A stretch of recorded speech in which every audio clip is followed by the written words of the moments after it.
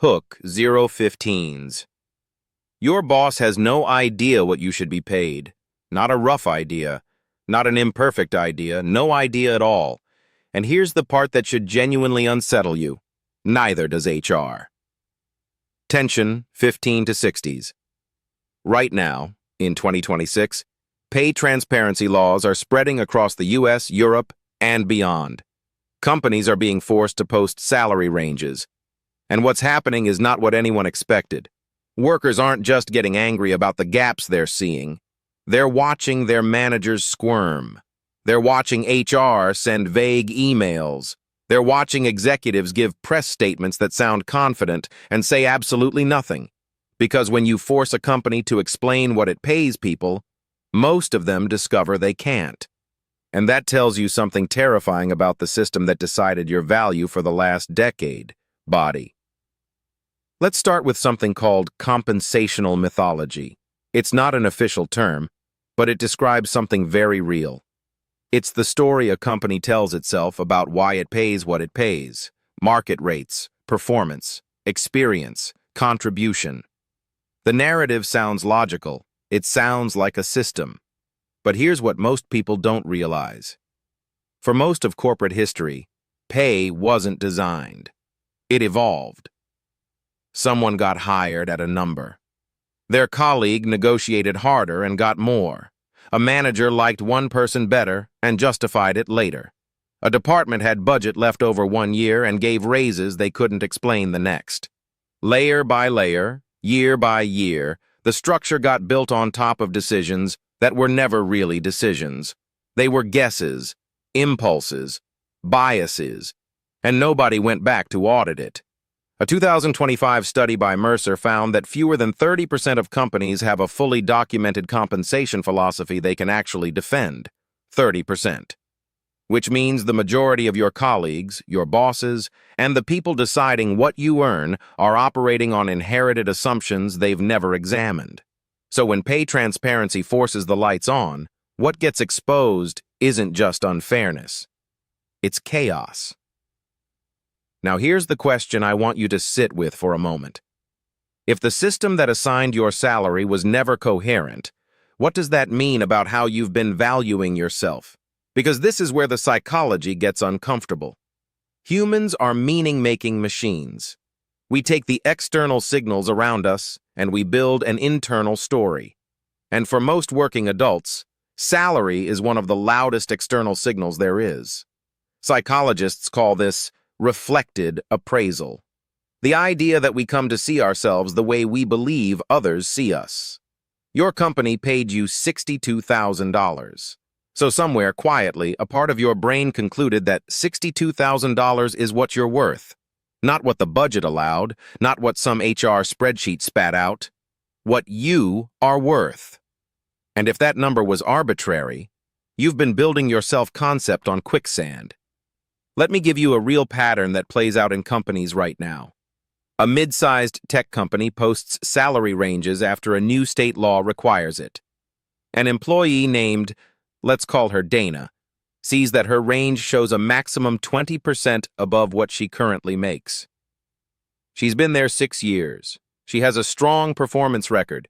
She assumed she was near the top of her range. She wasn't even in the middle. She asks HR why. HR schedules a meeting. The manager says things like holistic evaluation and market positioning, and we really value your contributions here. Nobody can show her a rubric. Nobody can point to a policy, because the policy was never written down in a way that would survive scrutiny. Dana's not an edge case. She's the norm. And here's what's fascinating from a behavioral science perspective. Studies on pay equity consistently show that it's not the size of the gap that destroys employee trust. It's the absence of a credible reason. Humans can accept unfavorable outcomes if there's a fair process. But when the process doesn't exist, the psychological injury is profound. It triggers what researchers call procedural injustice. And the emotional response to procedural injustice is different from regular disappointment. It activates something closer to betrayal. Because you weren't just underpaid, you were managed by a fiction. So why did this happen? Why, in 2026, after decades of HR evolution and management theory and DEI initiatives and performance frameworks, why do most companies still not know what anyone is worth? 3 reasons, and none of them are flattering. First, transparency was never in the company's interest. Information asymmetry is leverage. When you don't know what your colleagues earn, you can't negotiate effectively. You can't identify patterns. You can't build a case. The opacity wasn't an accident, it was infrastructure. Second, nobody wanted to own the math. Building a truly defensible compensation structure means making hard decisions. It means saying person A is worth more than person B and being able to explain exactly why. That is genuinely difficult, and it creates conflict. So most companies kicked the can, and kept kicking it. Third, the market rate mythology. Companies love to say they pay to market, but market data is lagged, approximate, and defined by the same companies that benefit from the ambiguity.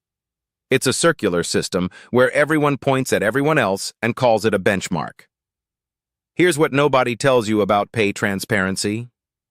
The goal was never just to show workers the numbers. The deeper purpose was to force companies to build systems they should have had all along, to make the invisible legible, to replace mythology with accountability. But that process is painful, and most organizations are just now discovering how deep the rot goes. Climax.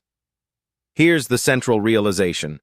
The salary system was never a meritocracy. It was never a science. It was a performance of certainty layered over decades of improvisation. And for your entire career, you've been internalizing its judgments as facts about yourself. Your worth is not your salary. But the more important question is, why did it take a transparency law to make companies admit they didn't know what you were worth to begin with? That's not a policy failure. That's a values failure. It says something specific about how institutions have always treated labor. Not as something to measure fairly, as something to manage cheaply. And the workers who are the most psychologically damaged by this revelation aren't the ones who were dramatically underpaid. They're the ones who were told year after year that the system was fair, that if they worked hard, the numbers would reflect it, that their value was being tracked. It wasn't. Ending. Pay transparency is one of those rare policy moments that does something beyond economics. It forces a confrontation with a story we've all been living inside. The story that you were paid what you deserved, that the institution knew, that the process was real. Most of us built our careers, our identities, our sense of professional worth inside that story. And now the lights are on. What you do with that knowledge is up to you. But I'd argue that the most important thing it gives you isn't anger. It's permission. Permission to stop letting a broken system define your value. Permission to negotiate without guilt. Permission to finally separate what you were paid from what you're actually worth. Because the company didn't know. But that doesn't mean you have to keep not knowing either.